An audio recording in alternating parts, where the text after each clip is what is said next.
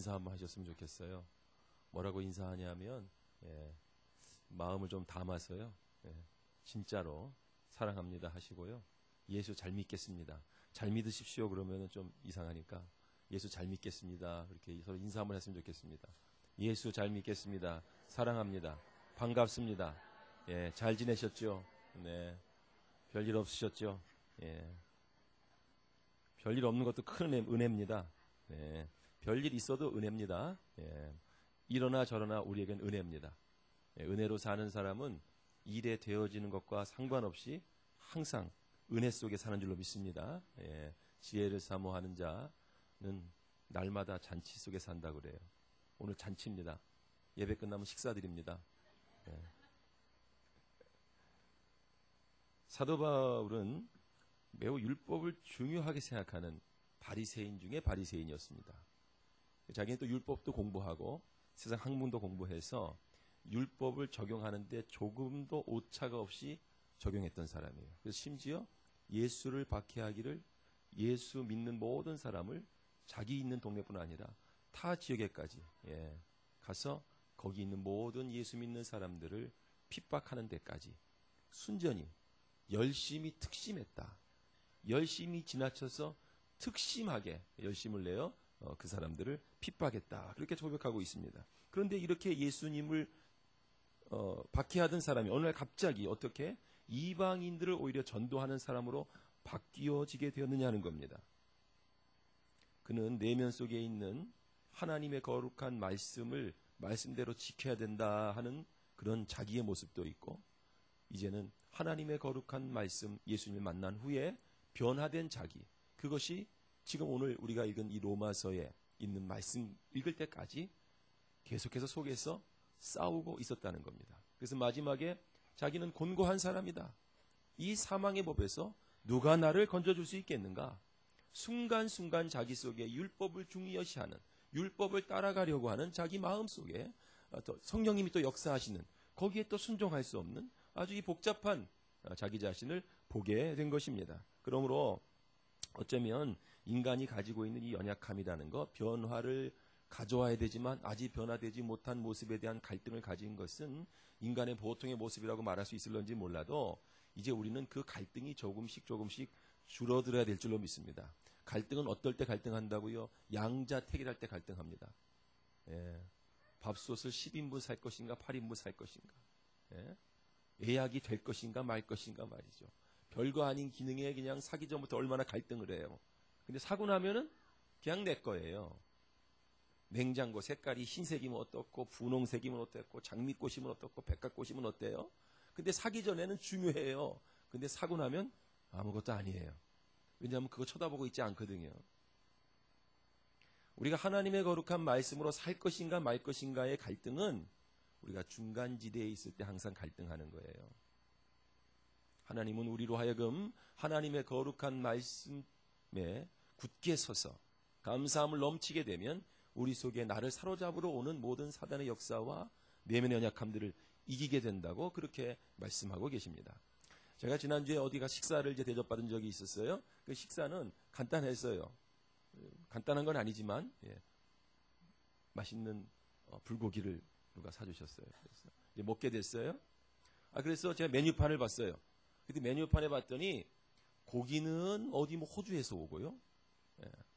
쌀은 국내에서 오고요.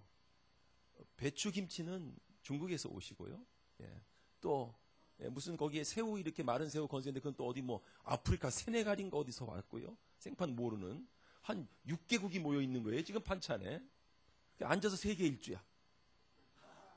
뭐 어디 멀리까지 갈 필요가 없어요. 그냥 앉아 있어도 저절로 세계 일주를 하는 거예요. 지금 제가 중국 갔다 온 거예요. 김치 먹으면서. 어딘지 가르쳐 드려요? 제가 무슨 아침에 이 주일 아침에 무슨 뭐 반찬 먹은 거 자랑하려고 하는 게 아니라 그 반찬 하나 차려지는데 얼마나 멀리서부터 비행기를 타시고 배를 타시고까지 왔냐 말이에요, 얘네들이. 그리고 하나의 밥상으로 딱 만들어져 있어요. 예전에 개콘, 여러분 개그 콘서트 보시는지 모르겠지만은 예전 프로그램입니다. 그 봉숭아 학당이라고 하는 그 프로그램 안에 그 박성호 씨가 연기했던 건데 다중이라고 하는 게 나와요. 다중이 뭐냐면 다중인격이에요. 아주 아이처럼 순수한 모습이 있다가 갑자기 목소리가 변하고 아주 성인해가지고 이상한 말을 막 하는 그런 모습으로 바뀌는 거예요. 그래서 다중인격이 있다 해서 다중이라는 이름을 가지고 있어요. 한 사람이 나다, 내가 라고 말할 때 그 나와 내라고 말하는 것은 하나의 인격 같지만 그 하나의 인격 속에 여러 가지 모습이 담겨져 있어요.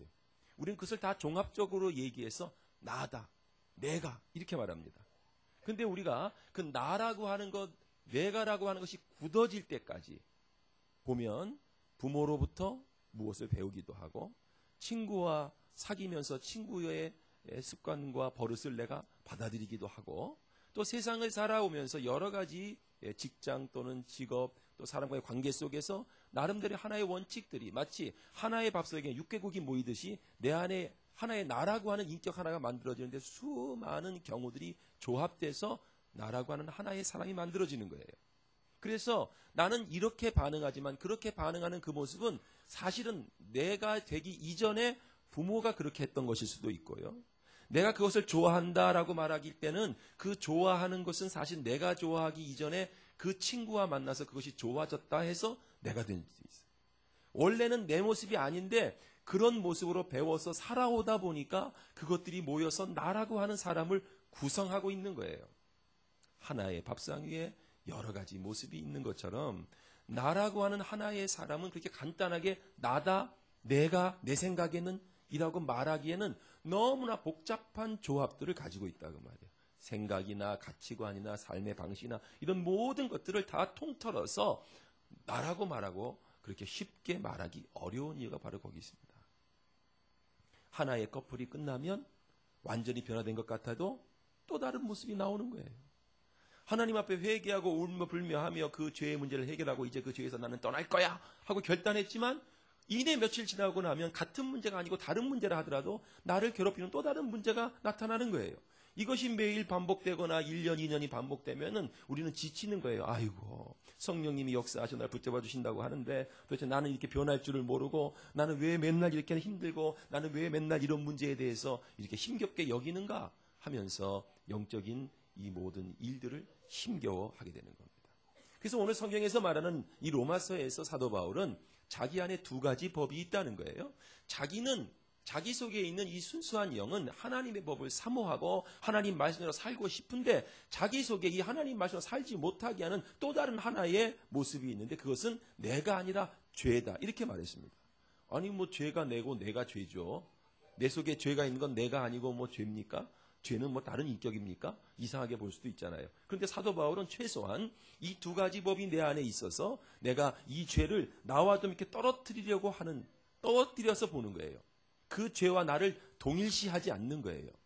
여러분 속에 하나님의 말씀대로 살고 싶고 그 말씀대로 순종하고 싶은 내 속에 있는 이 속사람, 하나님을 만난 이 영혼의 사람은 하나님 말씀대로 살고 싶은 거예요. 결단하고 싶은 거예요. 새로워지고 싶은 거예요. 더 이상 죄에 유혹되거나 미혹되지 아니하고 이 말씀이 주신 그 길대로 나는 걸어가고 싶은 마음이 내 안에 있다는 거예요. 그것이 내 영혼, 거듭난 영혼이라는 겁니다. 그러나 이 영혼이 아버지 앞에 온전히 살기에는 그동안 살아온 세월 속에 내 마음과 내 삶에 깃들어 있는 죄의 모습이 너무 많다 보니까 이 죄를 나와 떨어뜨리지 않았다가는 나는 죄에 무너지겠다 하는 거예요. 그래서 사도 바울은 자기와 죄를 분리해서 보기 시작했습니다. 사랑하는 여러분, 어쩌면 나는 어떤 사람일까?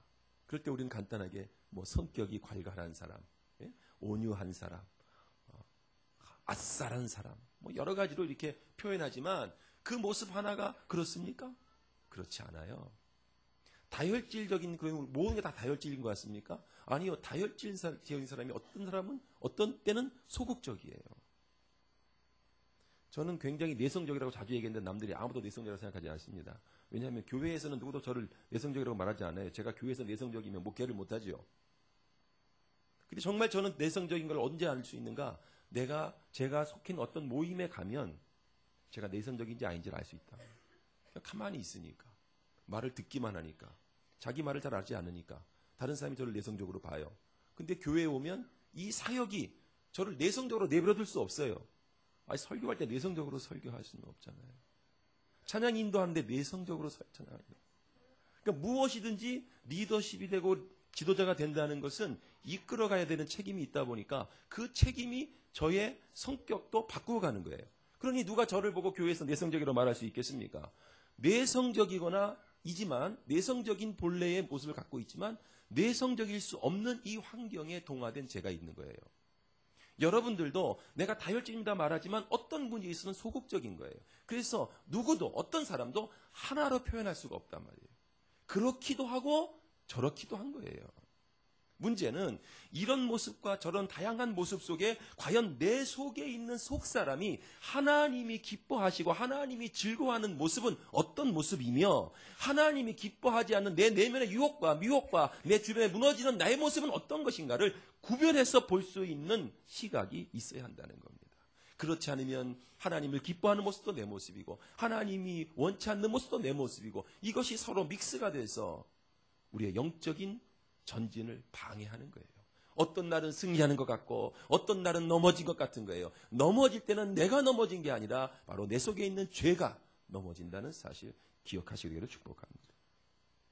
나는 과연 누군가?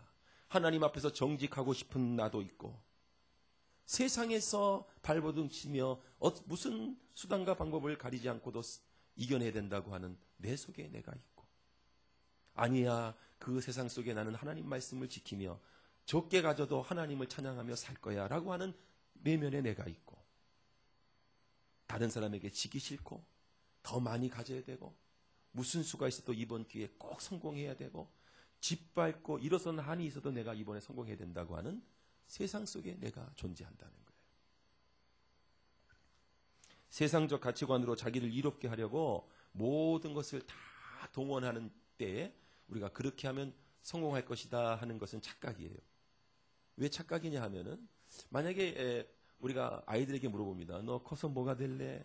그러면 보통 이제 어렸을 때는 순경, 대통령. 요즘 애들은 그게 다 없어졌어요. 공직 생활이 없었었어요. 판사, 검사, 의사 이런 거 없어지고 1번이 가수예요. 옛날에 여러분 취미 뭐 쓰셨어요? 대부분 독 썼습니다. 뭐 음악 감상, 영화 어찌나 문학 소녀예요. 특기. 취미는 그런데 특기는 뭐냐? 자신이 없어. 특기. 그러면 뭐라고 쓸 수 없어. 겸손해서 그런 게 아니라 뭐 특기가 없는 거예요. 왜냐하면 맨날 책가방 던지고 놀 줄만 알았지 뭐 한 게 자기를 개발한 적이 없으니까 특기가 없는 거예요. 취미이기도 하고 특기이기도 하고. 취미가 독서이면 특기는 책 읽는 거야. 그게 그거예요. 근데 요즘 아이들 한번 그거 써보면 말이죠. 보통 특기가 음악에 관련되어 있습니다. 어려서부터 피아노를 치기도 했고 뭐 해도 했지만 음악 쪽에 관련되어 있고 장래 희망 가수가 1번이라니까요.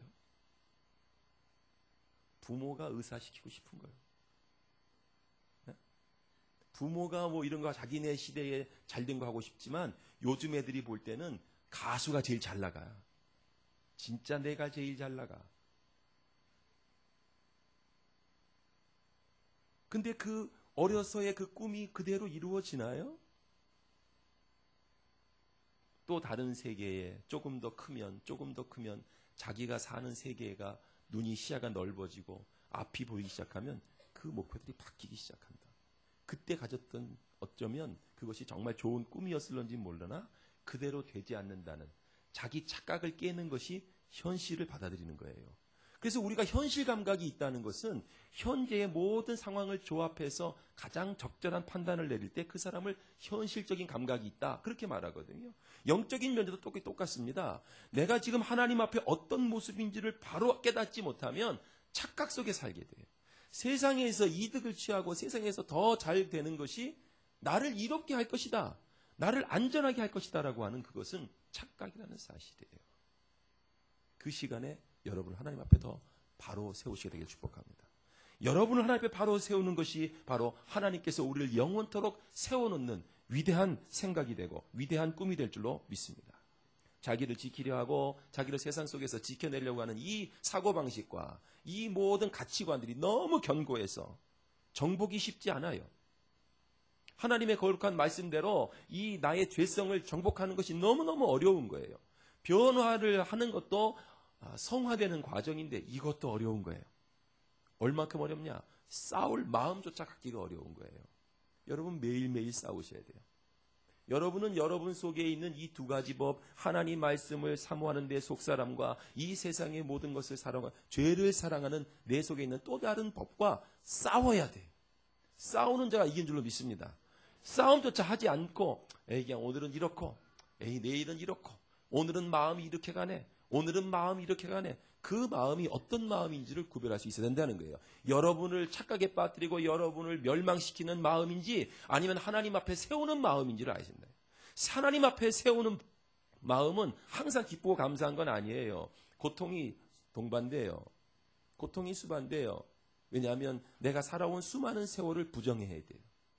내가 옳다고 인정했고 내 삶을 투자하면서 살아왔던 시간들이 하나님 말씀 앞에 볼 때 그것은 거부돼야 될 삶이 많은 거예요. 그러니까 내 안에서 그것을 인정하기가 쉽지 않아요. 그러나 인정하려고 싸워야 돼요. 그렇지 않으면 사도 바울의 고백처럼 이 죄의 법이 나를 사로잡아 오는 거예요. 내 목을 조여 오는 거예요. 내 속엔 내가 너무도 많아. 무슨 가요 가사 같아요. 그죠? 내 마음 쉴 곳이 없어요. 가시나무새라고 하는 가사입니다. 제가 정확히는 알지 못하지만 그 가사가 신앙적인 가사예요. 그런데 내가 정말 쉬는 곳은 예수님 아닌데 내 속에 내가 너무 많아. 예수 믿는 사람이 왜 예수 믿는 사람답지 않느냐? 그리스도인이 왜 그리스도인답지 않느냐? 자기 속에 자기가 너무 많아. 이런 걸 원하는 나, 이런 걸 즐거워하는 나, 이렇게 인정받고 싶은 나, 그 내가 너무 많기 때문에 아버지 앞에 나와서도 기도조차도 다 내가 원하는 것만 얘기하지 아버지가 원하는 것을 받아들일 마음조차 없을 만큼 자기 속에 자기가 많다. 그러니까 그리스도인이 그리스도인답지 못한 거예요. 그리스도인이 누굽니까? 예수로 말미암아 사는 사람 아니에요? 그리스도인이 누굽니까? 세상에서 살아오던 방식이 하나님 이것이 더 이상 나를 이롭게 할 수 없습니다. 이걸 착각입니다. 다 버리고 이제는 예수로 말미암아 살 것이며 그의 거룩한 말씀이 인도한 대로 살겠다고 결단한 사람이 그리스도인이에요. 우리는 그리스도인이에요. 세상 사람이 살아가는 방식대로 살지 않겠다고 결단한 사람들이에요. 우리는. 세상 사람들이 바라보고 먹고 그것이 보암직도 하고 지혜롭게 할 만큼 그 생활을 편하게 만들 만큼 뭔가 좀 좋아 보이는데 그것을 먹지 않겠다고 우리가 거부하는 사람들이 그리스도인이에요. 그리스도인으로서 여러분의 자긍심을 지킬 수 있게 되길 축복합니다. 아무거나 먹지 마세요. 아무거나 마시지 마세요. 아무 곳이나 가지 마세요. 아무 일이나 하지 마세요. 아무 말이나 하지 마세요. 하나님이 우리의 모든 것을 감찰하고 계시기 때문에 우리의 말도, 우리의 언어도, 우리의 생각도, 우리의 관계 속에서 하는 우리의 모든 것을 아버지 하나님께서 보고 계시니까 사람들이 안 본다고 마음대로 하고 사람들이 본다고 거기에 갇혀서 마치 예수 믿는 사람인데 여전히 유교적인 가치관으로 예수 믿고 하나님 신경 쓰는 사람이 여전히 사람들의 시선에 신경 써서 하나님의 거룩한 말씀대로 살지 못하는 연약함이 없기를 예수님으로 축복합니다. 말씀으로 지어진 한 가지 생각. 온갖 세상의 유혹을 거부하고 말씀이 정해주는 길대로 가겠다고 오늘도 무릎 꿇고 오늘도 처절하게 그리고 오늘도 불이한 이익을 포기하면서 저는 그런 얘기를 들을 때마다 제 마음에 감동이 있어요. 물론 우리 성도가 잘 됐다 그러면 제일 좋아요. 잘 되고 돈도 많이 벌었다. 그러면 기분 더 좋죠. 아니 그분이 저한테 돈을 주는 건 아닌데 돈 많이 벌었다 그러면 그게 기분이 좋아. 네? 오늘 물건 얼마큼 팔았냐고. 많이 팔았다 그러면 기분이 좋아. 저한테 뭐 10원도 주는 것 없어도 기분 좋아요. 그런데 더 기분 건 좋은 뭐냐면 더 기분 좋은 건 말씀대로 지켰다는 거예요. 더 좋은 게 있는데 더 좋은 방법이 있고 더 이로운 방법이 있었는데 내가 말씀 지키느라고 이거 포기했다는 말을 들을 때 그거는 기분이 좋은 정도가 아니라 이 속에서, 내 속에서 감동이 있어요. 그리고 저절로 기도가 돼요. 그 순간 그 말을 들을 때 하나님 이 사람 복 줘야죠. 하나님 이 사람 하나님 약속한 복을 주셔야죠. 하나님 말씀 지키겠다고 세상에서 잘 되는 거 포기했잖아요. 주셔야죠. 하나님 말씀 지키려고, 신앙 지키려고 더 좋은 길, 잠깐만 눈 감으면 되는 길, 그거 포기하고 지금 이렇게 가난하게 살잖아요. 하나님. 최소한 하나님 앞에 갔을 때는 부유하게 해달라고. 그리고 이왕이면 이 땅에서도 좀 부유하게 해달라고. 아멘. 하나님을 감동시켜 축복합니다. 지금의 나와 말씀에서 말씀하는 그 나, 죄에 매일매일 넘어지는 나와 말씀에서 요구하시는 그 나. 우리가 목사님 기도할수록 힘들어요. 말씀을 알수록 힘들어요. 어떻게? 예수를 믿으면 믿을수록 어떻게 더 힘들어? 예수 믿으면 자유해야 되는 거 아니에요? 근데 예수 믿을수록 뭔가 이렇게 좀 어렵습니다. 근데 우리가 오늘 말씀에 대입하면 이거예요. 말씀대로 지어진 속사람은 말씀대로 사는 것이 기쁘지만 힘든 거, 그건 누구냐? 내 속에 있는 죄예요. 내 속에 있는 죄는 더 힘들어야 돼요. 길을 못 펴야 돼요. 내 속에 하나님을 떠나고 싶고 하나님 말씀을 거부하는 그 나는 죽을 만큼 힘들어야 정상이에요. 힘들길 축복합니다. 넘어서 힘든 게 아니라 이제는 하나님 말씀대로 살아가는 것이 내 삶이 되길 축복합니다. 예수님이 오늘 아침에 일어나고 어떻게 하나님의 말씀을 지킬까? 그렇게 생각하셨을까요? 그렇지 않아요. 하나님께서 인도하시는 대로 그는 가는 곳도 정해져 있지 않고 내일에 대한 일도 정해져 있지 않고 옷도 두 벌이 아니고 전대도 없고 신발도 두 개가 아니기 때문에 하나님께서 그를 먹이시고 입히시고 기르시고 인도하시기 때문에 그에게는 낙심이 없고 염려가 없는 거예요. 그 마음을 가지고 우리에게 말하는 거예요. 수고하고 무거운 짐진 자들아 다 내게로 오라. 내일의 염려는 내일이 하게 해라. 오늘은 그 한날의 괴로움으로 족하다. 사랑하는 여러분, 그렇게 사시길 축복합니다. 10년 후, 20년 후 100세 시대를 대비해야 되시겠지만은 그거는 그거고요. 그거는 돈이 대비하게 하세요. 여러분이 막 내가 90세 때 관절염이 생기면 어떡하나. 안 생기는 게 이상한 거예요. 90세 됐는데 힘이 없으면 어떡하나. 아니 그때 힘이 있으면 기적이지. 그냥 흘러가는 것은 흘러가게 하고요. 최소한 전혀 해도 아무 이유도 없는, 아무도 할 수 없는 이 염려, 우리의 염려의 85%에 해당하는 전혀 할 필요 없는 염려를 가져다가 앉아가지고 시간 때우지 마세요. 기도 시간에 1시간 기도한다고 앉아가지고 염려로 시간 다 때우지 마세요. 지금 하나님 앞에 내 사정 아뢰고 아버지 뜻 이루기도 바빠요. 어떻게 잘라낸 시간인데. 그렇죠? 우리에게 생명이 소홀한 것 같습니까? 오늘의 이 생명은 어떤 사람에게는 단 하루, 단 1시간만이라도 여기 나와서 예배드리고 싶은 이 귀한 시간이에요. 우리에게는 힘이 있고 성과 발이 있어서 언제든지 올 수 있으면 오고 갈 수 있으면 가고 마음대로 할 수 있다 생각할지 모르지만 지금 병상에 누워있는 분들은 이번 예배 한 번만 참석하고 죽고 싶다는 그런 간절한 시간을 여러분이 지금 가지고 계신 거예요. 소중히 여기세요. 하나님 만나는 것을 감사하게 여기세요. 하나님께 예배하시는 것 자체를 감사하게 여기세요. 여러분, 베드로는 변화됐습니다.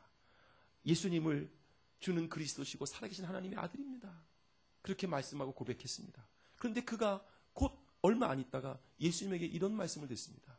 사단아 내 뒤로 물러갈지어다. 너는 나를 무너뜨린 자다. 너는 하나님의 일을 생각하지 아니하고 사람의 일만 생각한다. 그렇게 꾸지람을 받았습니다. 사랑하는 여러분, 여러분 생각 속에 하나님께서 혹시 예수님이 우리를 만난다면 사단아 물러가라고 말씀할 생각을 하고 계신 것은 아니냐 하는 것입니다. 당신이 나쁜 사람이 아닙니다. 당신 안에 있는 죄가 나쁜 것입니다. 그것은 단순히 생각의 차원의 문제가 아니라 정체성의 문제의 차원이에요. 나는 나쁜 사람이 아니야. 나는 못된 사람이 아니야. 나는 아직 변화되지 못한 사람이 아니야. 나는 실패한 사람이 아니야. 내 속에 있는 하나님을 즐거워하는 나는 날마다 새로워지기를 너무나 간절히 원하고 있지만 세상 속에 길들어 있고 세상 속에 이미 물들어 있는 내가 아직도 하나님 앞에 가는 나 자신을 붙잡고 있으니 이 죄를 분리하게 해달라고 아버지 앞에 기도하시기를 축복합니다. 낙심과 염려에 빠져서 사단에게 마음을 빼앗기는 나는 떠나갈지어다. 너무 바쁘게 만들어서 하나님의 생각을 하지 못하게 하는 이 죄에 속한 나는 떠나갈지어다. 분명히 예수님 그렇게 말씀해 주실 줄로 믿습니다. 자기 연민에 빠져서 날마다 자기를 돌아보고 좌우를 돌아보느라 사람의 일을 생각하느라 하나님의 일을 생각하지 못하는 내 속의 연약함은 떠나갈지어다. 죽음이 들어왔던 베드로의 내면에 성령님이 찾아오셨습니다. 그랬더니 그가 그때는 예수님을 배반했지만 이제는 예루살렘 교회를 책임지는 지도자로서 십자가를 지는 한이 있더라도 복음의 능력을 지켰어요. 여러분, 우리가 할 수 있어요. 우리 안에 주의 성령이 임하시고 여러분 속에 들어오셔서 예수님이, 성령님이, 하나님의 말씀이 주체가 되면 우리는 지는 자가 아니라 이기는 자가 될 줄로 믿습니다. 무너지는 자가 아니라 일어서는 자가 될 줄로 믿습니다. 오늘 도대체 성령이 무엇을 하셨길래 17절에 보니까 이제는 그것을 행하는 자가 내가 아니요 내 속에 거하는 죄니라. 내 속 곧 내 육신에 선한 것이 거하지 아니한 줄 아노니 원함은 내게 있으나 선을 행하는 것은 없노라. 내가 원하는 바 선은 행하지 아니하고 도리어 원하지 아니하는 바 악을 행하는도다. 만일 내가 원하지 아니하는 그것을 하면 이를 행하는 것은 내가 아니요 내 속에 거하는 죄니라. 그러므로 내가 한 법을 깨달았노니 곧 선을 행하기 원하는 나에게 악이 함께 있는 것이로다. 바로 성령의 충만함은 내면의 주인을 바꾸는 겁니다. 여러분의 마음과 생각을 움직이는 가장 중요한 영향력을 바꾸는 겁니다. 아까 말한 것처럼 내 속에 친구로부터 또는 어떤 관계로부터 세상의 배신으로부터 또는 부모로부터 여러 가지 모습으로서 내가 구성되어 있는데 이제는 그 모든 것들에 의해서 내 생각이 바뀌었다면 이제는 그것을 거부하고 하나님의 말씀을 내 주인으로 받아들인다는 거예요. 구주가 누구십니까? 예수님이십니다. 그 예수님 우리 안에 오시면 혼자 오시나요? 말씀과 성령이 동반되어 오십니다. 그리고 우리를 그냥 두지 않으십니다. 변화시켜 주십니다. 근데 그 변화는 전혀 없는 변화가 아니라 내 속에 이미 하나님의 법을 사모하는 법이 있어요. 그리고 하나님의 법을 거부하는 내 속에 또 다른 내가 있어요. 성령님이 주님과 함께 우리 안에 찾아오시면 말씀으로써 하나님의 거룩한 법대로 쓰임받기 원하는 간절한 영혼의 능력을 더하시고 사단에 붙잡힐 수 있는 이 죄의 모습을 끊어줄 줄로 믿습니다. 날마다 싸우세요. 내 속에 지금 생각이 이것이 하나님이 기뻐하는 생각인지 사단이 기뻐하는지 분별하세요. 그러면 여러분의 주인은 바뀌게 될 줄로 믿습니다. 23절에 내 지체 속에 한 다른 법이 내 마음의 법과 싸워 내 지체 속에 있는 죄의 법으로 나를 사로잡아 오는 것을 본도다. 오라 나는 공고한 사람이로다. 이 사망의 법에서 누가 나를 건져내랴. 우리 주 예수 그리스도로 말미암아 하나님께 감사하리로다. 그런즉 내 자신이 마음으로는 하나님의 법을 육신으로는 죄의 법을 섬기노라. 이렇게 고백했습니다. 그러면서 로마서 8장 1절과 6절에 이제 그 해법에 대해서 말하고 계십니다. 그러므로 이제 그리스도 예수 안에 있는 자에게는 결코 정죄함이 없나니 이는 그리스도 예수 안에 있는 생명의 성령의 법이 죄와 사망의 법에서 너를 해방하였습니다. 율법이 육신으로 말미암아 연약하게 할 수 없는 그것을 하나님은 하시나니 곧 죄로 말미암아 자기 아들을 죄 있는 육신의 모양으로 보내어 육신의 죄를 정하사 육신을 따르지 않고 그 영을 따라 행하는 우리에게 율법의 요구가 이루어지게 하려 하십니다. 육신을 따르는 자는 육신의 일을, 영을 따르는 자는 영의 일을 생각하나니 육신의 생각은 사망이요 영의 생각은 생명과 평안이니라. 그러므로 우리의 영의 생각, 하나님의 법을 즐거워하는 내 속사람 영의 생각, 그 생각이 여러분을 주관하게 하십시오. 그 말에 기울이십시오. 과거에 여러분의 생각과 여러분의 성격과 여러분의 가치관이 여러분의 마음을 주장하지 못하도록 여러분의 마음을 아버지께 내어드리십시오. 아버지가 주인이 되셔야 됩니다. 말씀이 주인이 되셔야 됩니다. 우리 예수님의 희생과 사랑과 헌신이 주인이 되셔야 됩니다. 성령님의 교통과 임재가 여러분을 주장하셔야 됩니다. 내면의 영적 전쟁에서 승리하는 방법은 하나님 안에서 거하는 거예요. 말씀 안에 거하는 거예요. 그것을 즐거워하는 내가 내 삶의 주체가 되도록 계속해서 영적인 전투를 벌이는 거예요. 요한일서 5장 4절입니다. 무릇 하나님께로부터 난 자마다 세상을 이기느니라. 세상을 이기는 승리는 이것이니 우리의 믿음이니라. 아멘. 기도하시겠습니다.